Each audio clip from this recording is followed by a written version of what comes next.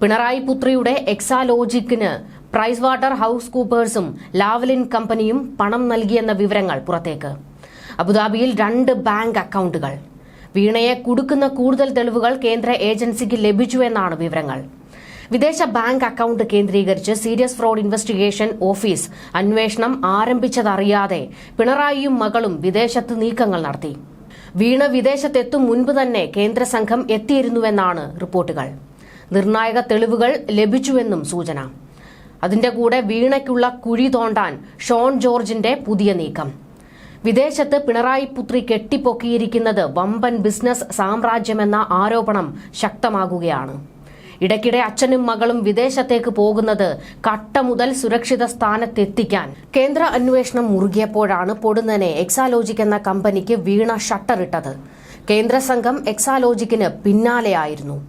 CMRL Exalogic ഇടപാടിൽ കേന്ദ്ര ഏജൻസികളുടെ നിരീക്ഷണത്തിലായിരുന്ന അബുദാബിയിലെ ബാങ്ക് അക്കൗണ്ടിലേക്ക് 2 വിദേശ കമ്പനികൾ വൻതുക നിക്ഷേപിച്ചുവെന്ന വിവരങ്ങളുടെ അടിസ്ഥാനത്തിലാണ് അന്വേഷണം.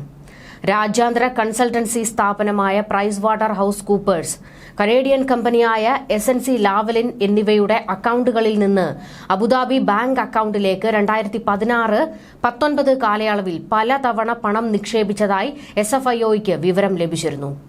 ദുബായിൽ രജിസ്റ്റർ ചെയ്ത സ്വകാര്യ സ്ഥാപനത്തിന്റെ പേരിലുള്ള ഈ സംയുക്ത അക്കൗണ്ട് കൈകാര്യം ചെയ്തിരുന്നത് സ്ഥാപന ഉടമകളായ 2 മലയാളികളാണ്. ഈ സാഹചര്യത്തിലാണ് അന്വേഷണം. കേസിലെ പരാതിക്കാരനായ ഷോൺ ജോർജും ഇക്കാര്യം വ്യക്തമാക്കുന്നുണ്ട്. കേസിൽ അന്വേഷണം ആവശ്യപ്പെട്ട് ഷോൺ ജോർജ് ഹൈക്കോടതിയിൽ ഉപഹർജി നൽകിയിട്ടുണ്ട്. കമ്പനിയുടെ വിശദാംശങ്ങളും ഈ ഹർജിയിലുണ്ട്.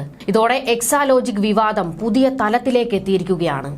പിണറായി വിജയനെ എന്നും വെട്ടിലാക്കിയ ആരോപണമാണ് ലാവലിൻ ഇടപാട്.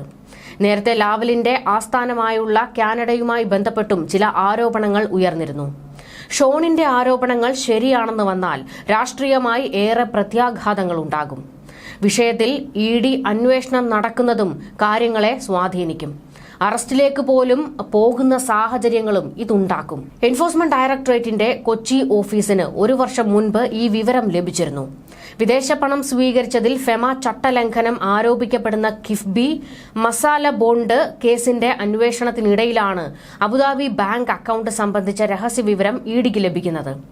മസാല ബോണ്ട് കേസ് അന്വേഷണത്തിനെതിരെ മുൻ മന്ത്രി തോമസ് ഐസക് ഹൈക്കോടതിയിൽ സമർപ്പിച്ച ഹർജിയിൽ കിഫ്ബിയുമായി നേരിട്ട് ബന്ധമില്ലാത്തവരുടെയും കുടുംബാംഗങ്ങളുടെയും സ്വത്ത് ബാങ്ക് അക്കൗണ്ട് വിവരങ്ങൾ തേടുന്നത് സ്വകാര്യതയുടെ ലംഘനമാണെന്ന വാദം ഉയർത്തിയിരുന്നു. എന്നാൽ ഈ വ്യക്തികളും കുടുംബാംഗങ്ങളും ആരാണെന്ന് വ്യക്തമാക്കിയിരുന്നില്ല. നേരത്തെ CMRL എക്സാലോജിക് ദുരൂഹ ഇടപാടിൽ പോലീസിന് കേസെടുക്കാമെന്ന് ED വിശദീകരിച്ചിരുന്നു. കേസെടുക്കാനായി 2 തവണ DGPക്ക് കത്ത് നൽകിയിരുന്നുവെന്നും ED.